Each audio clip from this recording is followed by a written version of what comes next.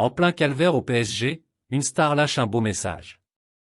Salut, bienvenue sur la chaîne d'actualité du PSG. Nous sommes très ravis de votre précieuse présence parmi nous, abonnez-vous à la chaîne pour rester informé, sans ajouter plus, recevons les dernières nouvelles. Arrivé en provenance du Real Madrid il y a maintenant plus de 4 ans, Keylor Navas vit une période compliquée au PSG. L'international costaricien a vu Gianluigi Donnarumma être désigné gardien numéro 1 et se retrouve désormais derrière Arnaud Tonat dans la hiérarchie. Sur les réseaux sociaux, le portier de 37 ans a remercié les supporters parisiens pour leur soutien. Les choses ont bien changé pour Keylor Navas. Lors de l'été 2019, l'international costaricien, 112 sélections, était arrivé en provenance du Real Madrid pour occuper le poste de gardien du PSG. 2 ans plus tard, il a vu Gianluigi Donnarumma débarquer libre en provenance de l'AC Milan. Keylor Navas, de numéro 1 à numéro 3. Si les deux hommes avaient été mis en concurrence par Mauricio Pochettino, c'est l'Italien qui est titulaire depuis l'arrivée de Christophe Galtier, une situation qui s'est prolongée sous Luis Enrique. Keylor Navas a même vu Arnaud Tonat le dépasser dans la hiérarchie des gardiens du PSG cette saison et se retrouve désormais à la 3e place. Merci à tous les supporters du Paris Saint-Germain. Keylor Navas, qui fête ce vendredi ses 37 ans, ressent malgré tout le soutien des supporters du PSG dans cette période difficile, qu'il a remercié dans un live diffusé sur Instagram. Merci à tous les supporters du Paris Saint-Germain. Je suis super content parce que je sens tout le soutien que vous m'avez donné pendant cette année. Merci à tous, a-t-il déclaré. PSG, Luis Enrique réclame une recrue, feu vert pour le transfert d'une star. Alors qu'il a beaucoup été question d'une possible arrivée en défense lors du mercato hivernal, Luis Enrique aurait une autre idée en tête pour renforcer l'effectif du PSG. D'après le Parisien, un milieu de terrain expérimenté serait en effet désiré par l'entraîneur parisien, et les services de Casemiro auraient justement été proposés au club de la capitale, le Brésilien de Manchester United étant sur le départ. Les absences de Warren Zaïre-Emery et Fabien Ruiz en cette fin d'année auraient amené Luis Enrique à y voir plus clair pour le mercato hivernal. Selon le Parisien, l'entraîneur du PSG voudrait voir arriver un milieu de terrain confirmé alors que la Coupe d'Afrique des Nations et la Coupe d'Asie le privera dès le début de l'année des services de Ly et Achraf Hakimi, qui pourrait être remplacé par Carlos Soler, de quoi enlever une autre option dans l'entrejeu à Luis Enrique. Vers qui pourrait alors se tourner le PSG en plein mois de janvier. Le PSG aurait été approché. La solution pourrait venir de Premier League, avec Casemiro. Arrivé du côté de Manchester United à l'été 2022, l'international brésilien qui fêtera ses 32 ans en janvier est aujourd'hui en difficulté et pourrait plier bagages durant l'hiver. Et d'après les informations divulguées par Sportzone, ses agents auraient sondé le PSG en vue d'un possible transfert qui ne serait pas pour déplaire à Manchester United. Départ en vue pour Casemiro ? Alors que la saison est encore éprouvante pour Manchester United, dernier de son groupe en Ligue des Champions et donc éliminé de toutes compétitions européennes, plusieurs joueurs ne répondant pas aux attentes pourraient s'en aller dès janvier, et le nom de Casemiro commence à revenir avec insistance.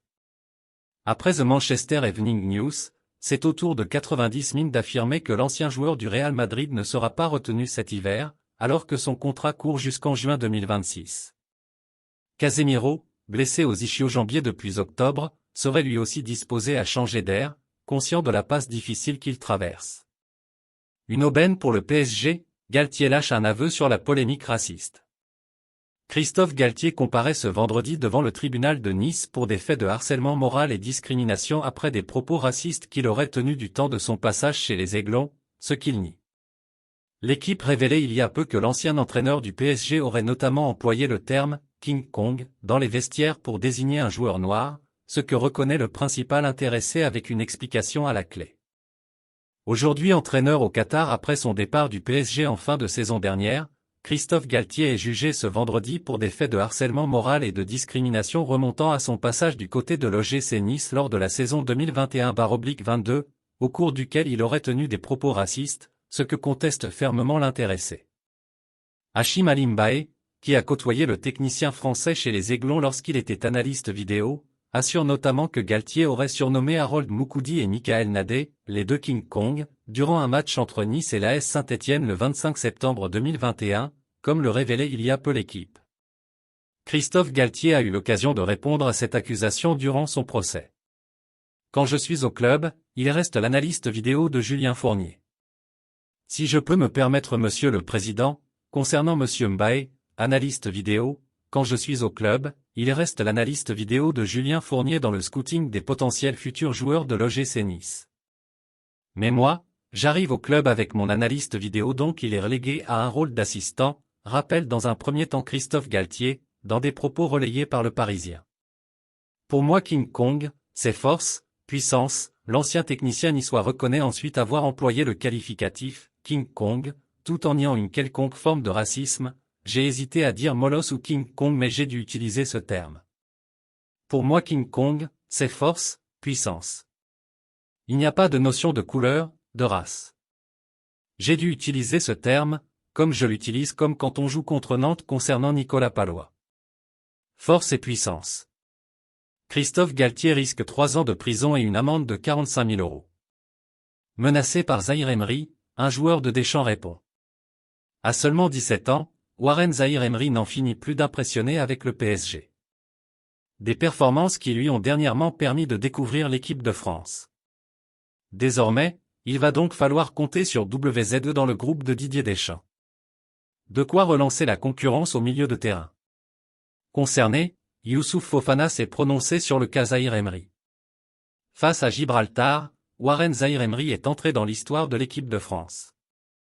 À seulement 17 ans, le joueur du PSG est devenu le plus jeune international, mais aussi le plus jeune buteur en sélection. À quelques mois de l'Euro, Zahir Emery pourrait donc s'installer dans le groupe de Didier Deschamps. Une concurrence qui pourrait ne pas forcément arranger Youssouf Fofana, autre milieu de terrain des Bleus. Ça me pousse à faire plus. Dans un entretien accordé à TNT Sport, Youssouf Fofana a évoqué l'explosion de Warren Zahir Emery et la concurrence du joueur du PSG en équipe de France. Le milieu de terrain de l'AS Monaco a alors avoué « Ça me pousse à faire plus ». La place n'est jamais acquise, pour personne. En équipe de France, il y a une qualité folle. Je peux apprendre de Warren, il faut élever son niveau pour y être. La concurrence, je n'y pense pas. Je peux apprendre de Warren, il a des qualités que je n'ai pas forcément, a poursuivi Youssouf Fofana. Une catastrophe évitée, le PSG s'inspire de l'OL. Le PSG n'a pas brillé durant la phase de poule de la Ligue des Champions, terminant deuxième derrière le Borussia Dortmund. Jamais le club n'avait récolté un aussi petit total de points, émoticône, n'en croyant pas ses yeux depuis l'arrivée de QSI, au point d'apparaître comme le pire deuxième de groupe cette saison sur un plan comptable. En France, seul l'Olympique lyonnais est parvenu à se qualifier de la sorte, et ce à 3 reprises. Le PSG n'est pas passé loin de la catastrophe. Mené au score sur la pelouse du Borussia Dortmund après l'ouverture du score par Karim Adeyemi, 51e, le club de la capitale a rapidement réagi par l'intermédiaire de Warren Zahir Emery, 56e, sans parvenir ensuite à inscrire le but de la victoire qui aurait pu lui permettre de s'emparer de la tête du groupe F. L'AC Milan a de son côté donné un coup de main aux joueurs de Luis Enrique en battant Newcastle, 1-2. Avec 8 petits points au compteur, empochés après ces 2 victoires, 2 nuls et 2 défaites, le PSG apparaît tout simplement comme le plus mauvais deuxième de poule sur un plan comptable cette saison, à égalité avec Copenhague. 2011/12, le Real Madrid était trop fort.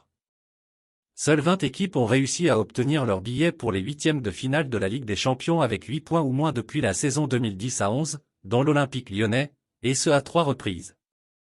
Lors de la campagne 2011/12, le Real Madrid n'avait laissé aucune miette à ses adversaires du groupe D en réalisant un sans faute avec 6 victoires. Derrière, et comme le PSG avec Milan cette année, l'OL avait assuré l'essentiel avec 8 points, à égalité avec l'Ajax Amsterdam, 3e, devançant le Dynamo Zagreb et ses 6 défaites. Le parcours de l'OL s'était tristement achevé en 8e de finale malgré un tirage clément, éliminé par l'Hapoel Nicosie. 2018/19, enchaînement de nuls après une victoire à Manchester. En 2018/2019, l'OL se retrouve avec un autre cador européen dans sa poule, à savoir Manchester City, terminant premier. Les Gones suivaient derrière avec 8 points, décrochant notamment une victoire de prestige en Angleterre lors de la première journée. La suite du parcours sera moins glorieuse, enchaînant les nuls sans aucune victoire au compteur contre les Skiblu, le Shakhtar Donetsk et Hoffenheim. Memphis Depay et ses coéquipiers chuteront en 8e de finale face au FC Barcelone. 2019/20, une phase de poule discrète avant le final 8. Arrivé en cours de saison à l'OL, Rudy Garcia a emmené son équipe jusqu'en demi-finale de la Ligue des Champions au cours de l'épopée du club au final 8, éliminant coup sur coup la Juventus puis Manchester City, avant de s'incliner contre le Bayern Munich. Avant la phase à élimination directe, Lyon avait fini deuxième de sa poule avec encore 8 points, devancé par Leipzig, 11 points. Un groupe ouvert puisque Benfica et le Zénith Saint-Pétersbourg n'étaient pas loin derrière, à une unité de l'OL. Que pensez-vous de cette nouvelle? Abonnez-vous pour ne rien manquer.